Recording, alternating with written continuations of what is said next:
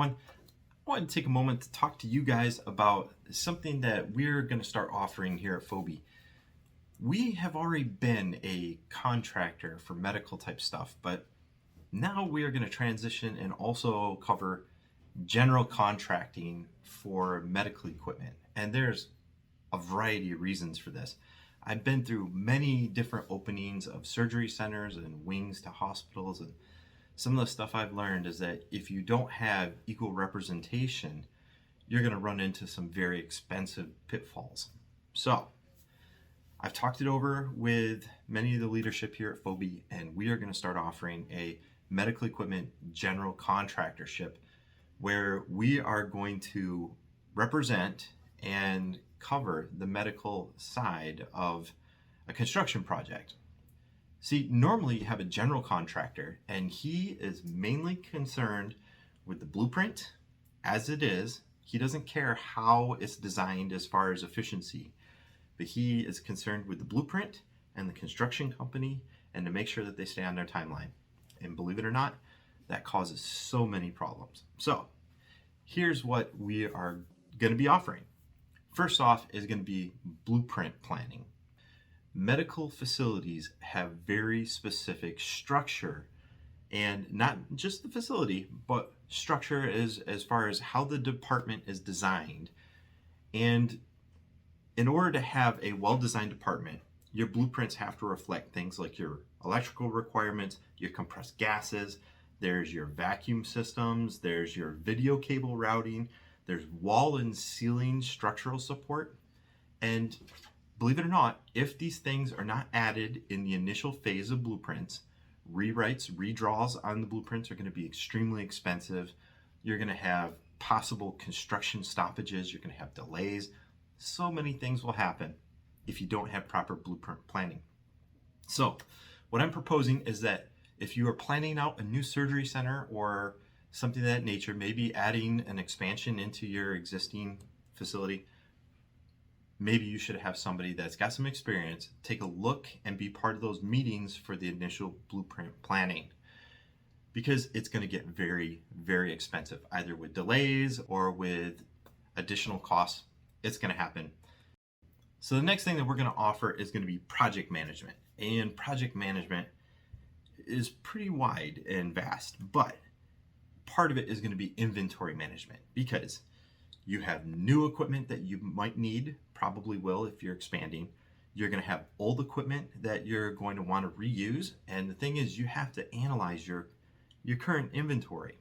Are they going to be serviceable? Are they currently not compliant? It's very possible.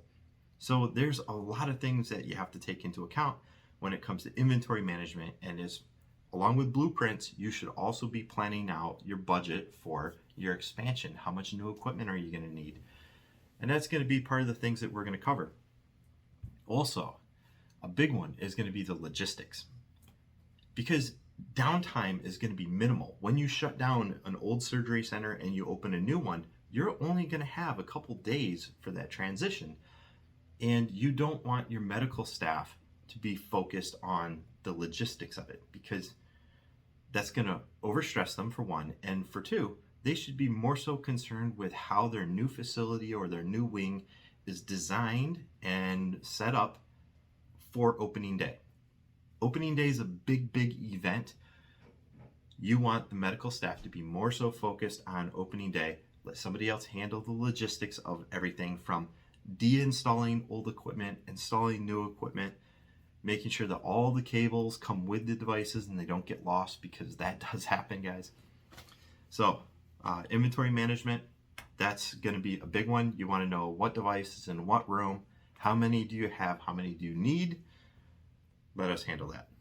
Contract management, this is a big one. As I already said, there is a general contractor when you have a construction project, but the general contractor generally does not care about your medical equipment. Case in point, I've recently come from a new facility, and the general contractor had a problem with the installer of the video equipment.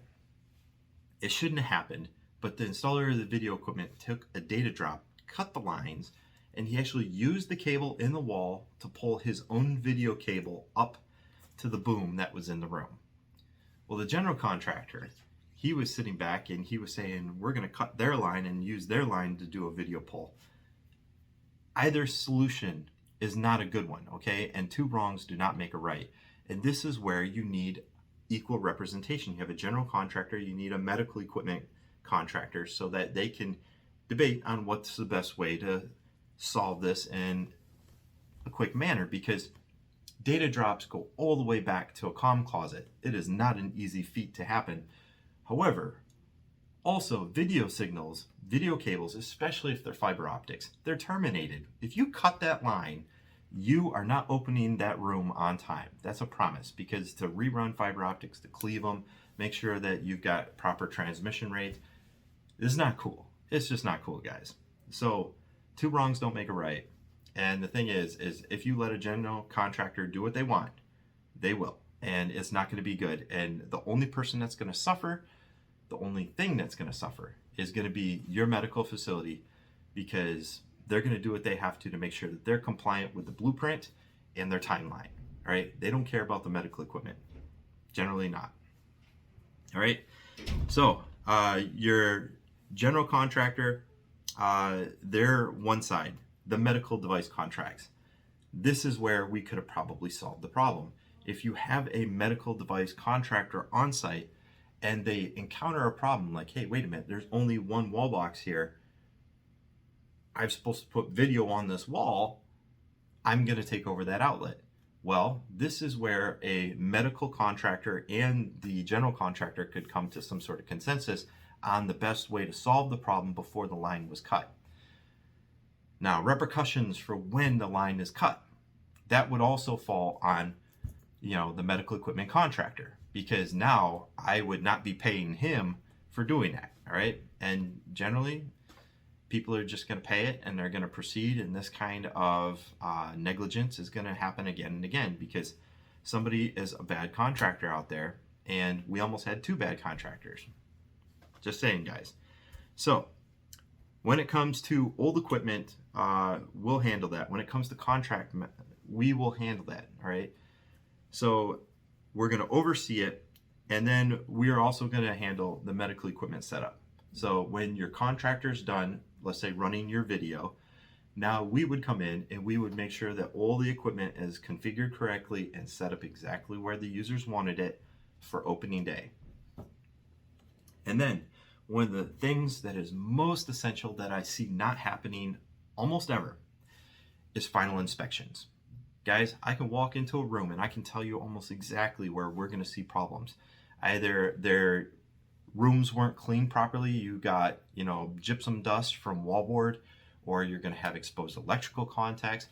We had a problem recently with a suction unit on the wall that was installed, but it wasn't installed correctly, so the P-trap didn't have any fluid in it, so the room smelled like sewage.